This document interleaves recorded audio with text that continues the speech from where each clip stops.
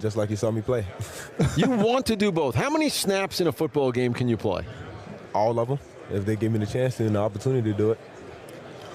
And so we were talking about the challenges that come with it. You got to be in offensive meetings. You got to be in defensive meetings. You got to be in wide receiver meetings. You got to be in defensive back meetings.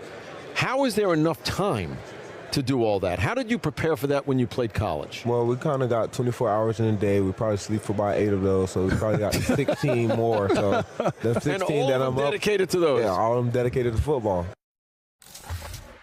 I love this kid. All right, Mel, you have Hunter now going second to Cleveland. How should the Browns use him if they draft him? He's been number one on the big board, the first one to the last one. And Shedeur's been QB1, first one to the last one. Love these two kids because they get it. They've been playing professional football mentally their whole life. That's the way they approach everything. Travis will define where he's going to be great, right? He hasn't had a chance to focus on one spot, playing both ways. All the energy, you talk about the stamina, the endurance that it took to do what he did in college. He hasn't had a chance to be great at one spot, but he has been despite playing both cornerback and wide receiver and taking hits and delivering hits. It's been unbelievable what he's accomplished. And with Cleveland, if he goes to Cleveland at 2, the juice that they need on offense, he will provide. The coverage ability, they got corners, but you can never have enough corners. So when you get into a situation where it's late in the first half and you need that stop because teams are going to get the ball there and to start the second half, double it up, or late in the game, comes down to a final drive or two in all these NFL games, right? He's got to be out there. Deion said it best. You can't have Travis Hunter standing next to the coordinator when your corners are getting toasted and we're in the final couple minutes of a game and we need to stop. He's got to be out there. So Travis Hunter, hey, you know about safest, riskiest? Hey, if he's not great one way, he's going to be great somewhere else, and he'll probably be really good or great both ways. So while he's young, he's going to play both ways. Wide receiver, predominantly at Cleveland, sprinkle him in at cornerback.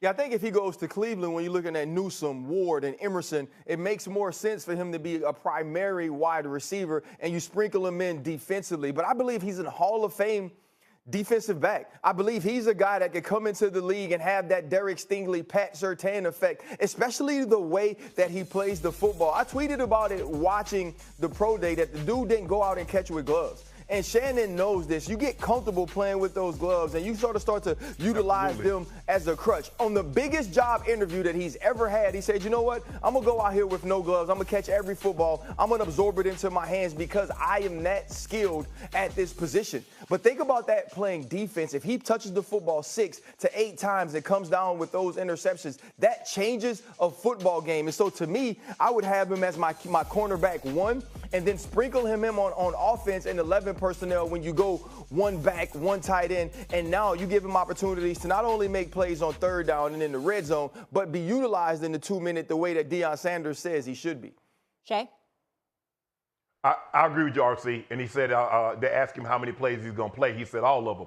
I'm not concerned with how many plays you play. I'm concerned with how many great plays you have. Yeah. And I agree with you, RC. I think for me, his instincts are better on that side of the football, the defensive side of football, because, Mel, I think it's easier to build. You play defense and build a package, a la what the Cowboys did with Deion, a la what it was a different situation in New England with Troy Brown.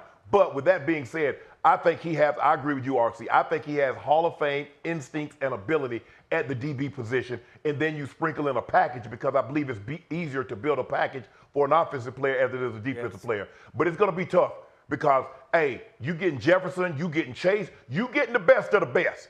Yep. On both sides. You're going to get their best receiver and you're going to get their best defender. So it's going to be very interesting to see. But I believe he can play all the plays on defense and then sprinkle a package in on the offensive side of it. Think about this, y'all. If he plays Houston, he's going to get Nico Collins and Derek Stingley. If he plays against the Dolphins, he's going to get Tyreek Hill and Jalen Ramsey.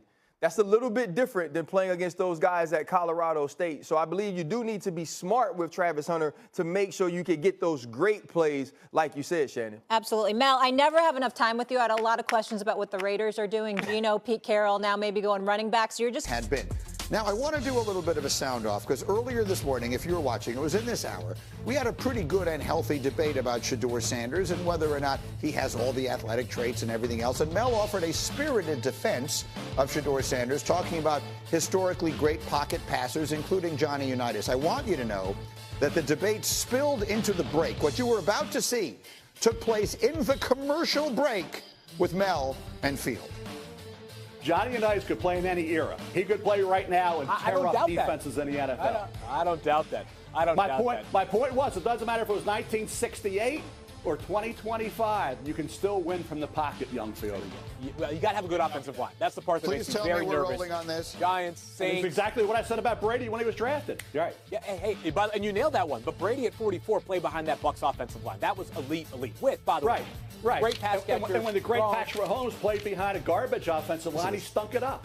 Yeah. Well, they made it to the Super Bowl, so they've been to 5 out of the past 6 Super Bowls. They still get there. They just... In that Super Bowl, when they didn't have the line because of injuries or what have you, he stunk. Well, just think about how much worse he would be if he couldn't escape the pocket at all. It might have been 100. Wouldn't matter. Hey, right. It doesn't matter if you stink, you stink. It doesn't matter how bad you stink, you stink, you stink. The ceiling is just lower. It's just levels lower. of stinkiness. That's right. This is. See, I knew we were in trouble. The minute Field downplayed Johnny Unitas to a man from Baltimore. Right to the heart. It's all over. I was like, it's over. I mean, I don't know. Those are fighting words to Mel Kiper Jr. Oh, my God. Anyway, so I'm glad we were indeed rolling on that. So, okay. And you know what I like about that? It just goes to show you, like, this is legitimate passion, right? I mean, this is what we do, and this is how much these guys care about it, and it makes me feel good. So, anyway, let's just go back to the matter at hand here. Mel, once and for all, or at least for today, on Shedeur Sanders. Dan Orlovsky and others are saying this is an incredibly hard evaluation to make. I'm sure a lot of fans don't fully understand why that is. You've been evaluating quarterbacks at this point as long as anyone alive. Why is this such a hard evaluation?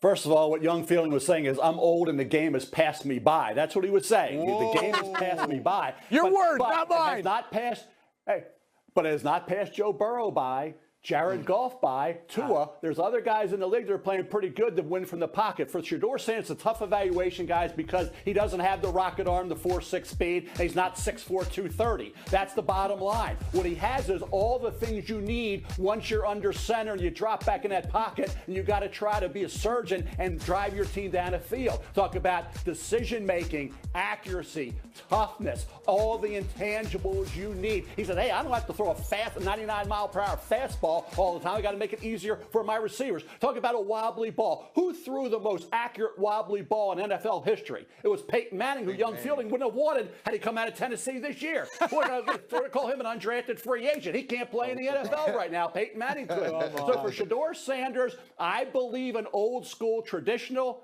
You think it's passed us by.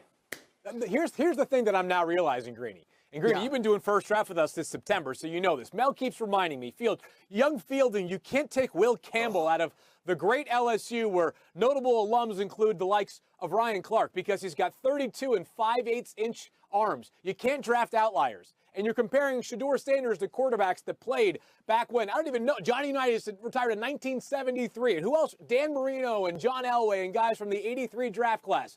You're not talking about modern comps anymore, Mel. So I see the Kiper stunt that is taking place right now. You're moving the goalposts. You're changing the rules. I've got a brother who's 2 years older than I am, Mel.